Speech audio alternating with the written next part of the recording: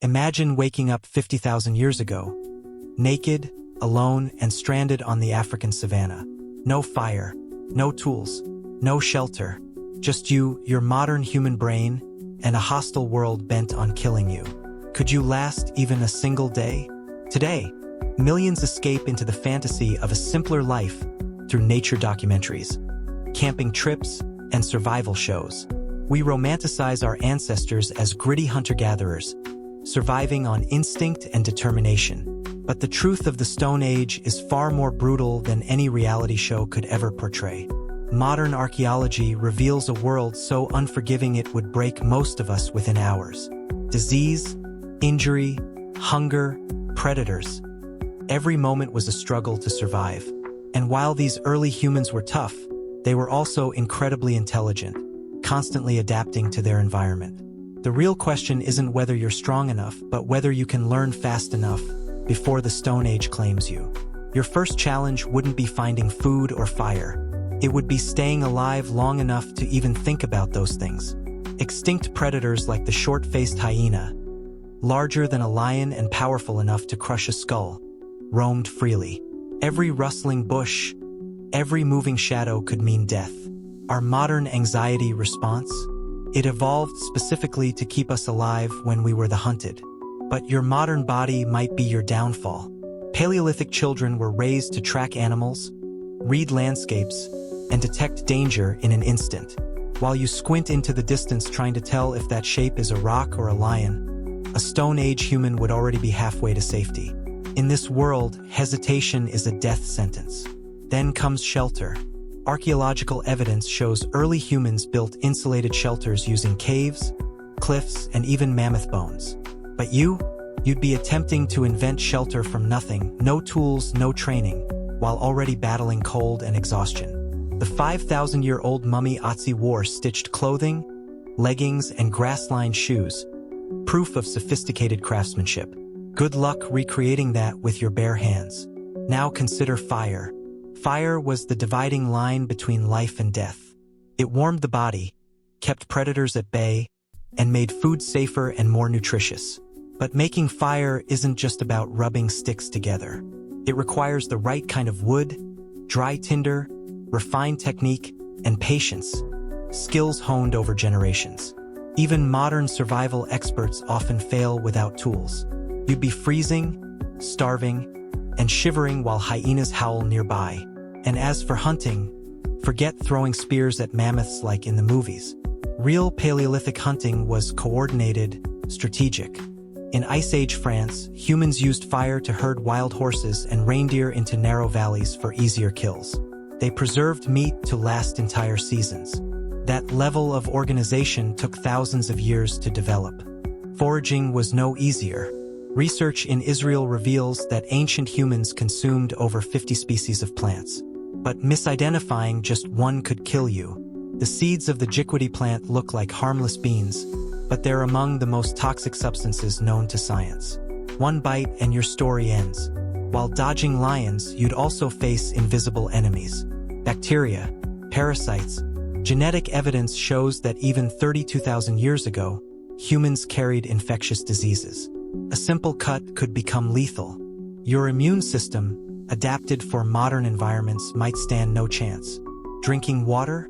Without the knowledge of clean sources, every sip could be your last. Your only real chance? Find a tribe. Paleolithic humans lived in close-knit bands of about 25 people. Their survival depended on cooperation, shared roles, and passed-down knowledge. They taught through stories, songs, and cave paintings. These drawings weren't just art, they were survival guides. Today, scientists can tell the season a painting was made based on the fur depicted on animals. Yes, your brain is just as advanced as theirs. You might be taller, better fed, and more educated. But you've lost the skills that kept them alive. Environmental awareness, physical endurance, and instinctual knowledge. You can order dinner from an app, but your ancestors could track prey for miles without a map. They knew which plants were safe, where to find clean water, and how to survive using only their minds and hands. Here's the brutal truth.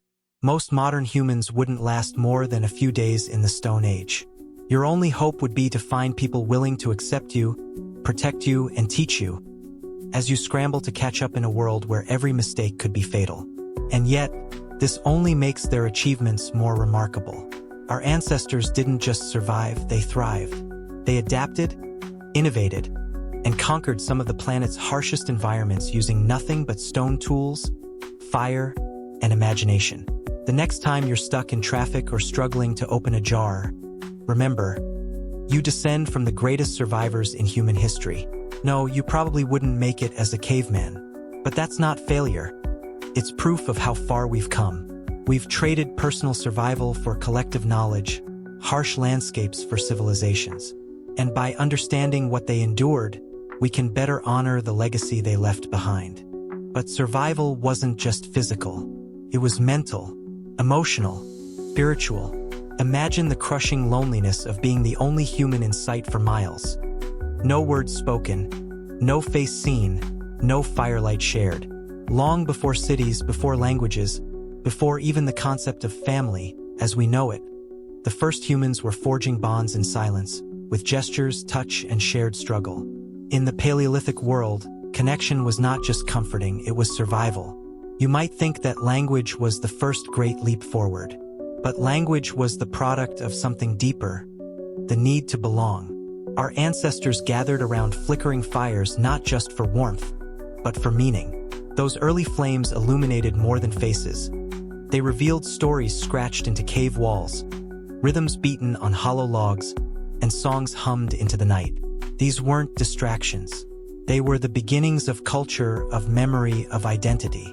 Because in a world that could erase you in an instant, being remembered was everything. And so they painted animals charging across stone walls, human figures with outstretched arms, hands, thousands of hands, pressed onto cave surfaces like eternal signatures.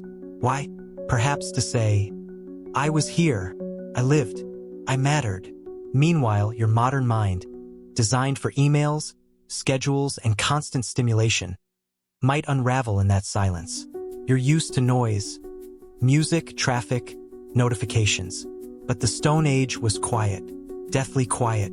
Days passed in wordless labor. Nights echoed with howling wind and distant predators. That silence could drive the unprepared mad. But the early human brain, it was rewiring itself, expanding. Those long, silent nights became fertile ground for imagination, for abstract thought, for dreams. And from those dreams came everything: tools, language, art, ritual. What we now call civilization didn't begin with agriculture. It began with wonder. Ritual was the first form of order in chaos. Burial sites from over 100,000 years ago suggest that even early humans mourned their dead. They placed flowers, tools, red ochre, the color of blood and life, beside their loved ones. Why? They didn't have theology, no scriptures, but they had questions. Where did we go after death? Why did we suffer? What did the stars mean? In those questions, they were already becoming us. And while you're struggling to survive your first week in the Stone Age, your ancestors were already building something bigger: collective memory. Shared experiences hardened into myths. Myths shaped identity. Identity forged loyalty. Loyalty gave birth to the tribe, and the tribe made survival sustainable. Without that tribe, you'd be nothing more than another carcass left in the dust.